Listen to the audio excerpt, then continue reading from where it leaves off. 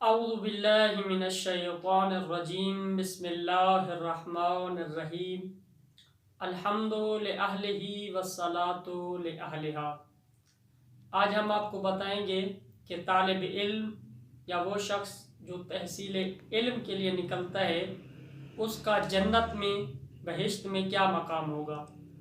رسول خدا صلی اللہ علیہ وآلہ وسلم فرماتے ہیں من جاءہ الموت وهو يطلب العلم ليحيي به الاسلام كان بينه وبين الانبیاء درجۃ واحدۃ فی الجنہ۔ رسول خدا صلی اللہ علیہ وآلہ وسلم کتاب بحار الانوار جلد نمبر 1 صفحہ نمبر 184 میں فرماتے ہیں کہ جو شخص اسلام کو زندہ رکھنے کی خاطر تحصیل علم کرتا ہے اور اس شخص کو موت آ جاتی ہے